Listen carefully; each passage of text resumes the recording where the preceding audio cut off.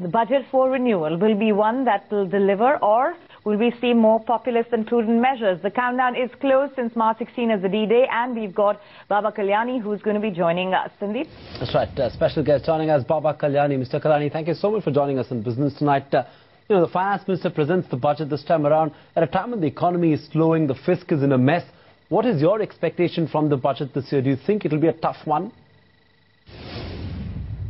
Well, I think, clearly there are a lot of challenges in front of the Finance Minister when he's presenting the budget.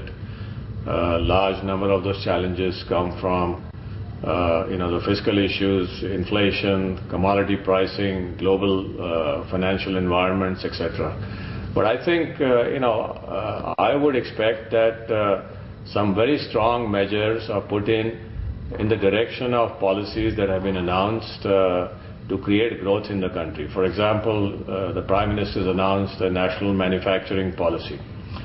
And I think, to convert that into reality, we really need to bring in some amount of stimulus in relation to investments in manufacturing.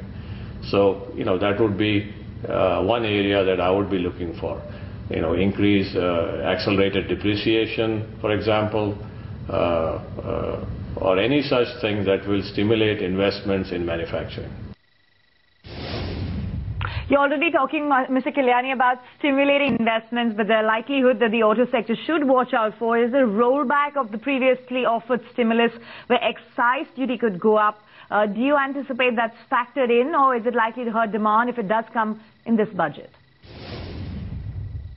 Well, I think in the short term it will have some impact on demand, but by and large, no stimulus anywhere is going to be permanent. So I think, to that extent, industry will learn how to tackle this. I mean, there will be some challenges in the short term, but I think they can be overcome.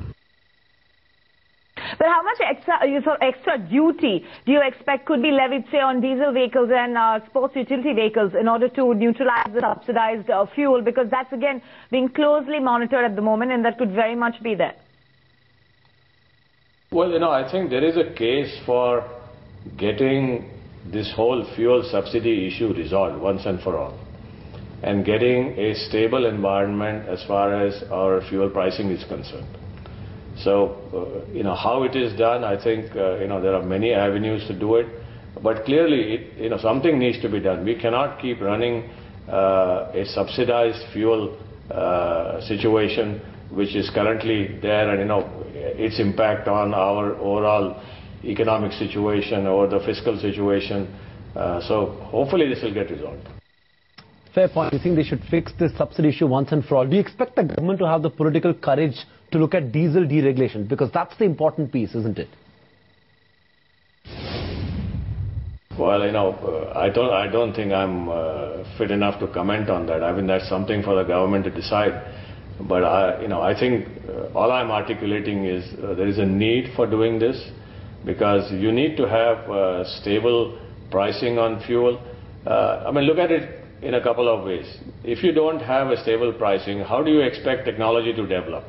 Because if you have got artificial pricing, nobody knows how it's going to get corrected 1 year down the road, 6 months down the road, 3 years down the road.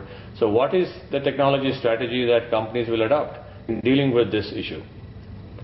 So there are a whole host of other problems that get connected with policy and policy enunciation, which are important. Baba Kalyani, for the manufacturing space, do you think the government needs to do something more this budget? Could they look at increasing the depreciation clause on large industrial projects? Because that could, in a sense, encourage more capital expenditure. Yeah, I think it would be a very good move. That's something that's necessary and required, because you need to bring in large investments in manufacturing and create this huge number of jobs that are very necessary for our economy.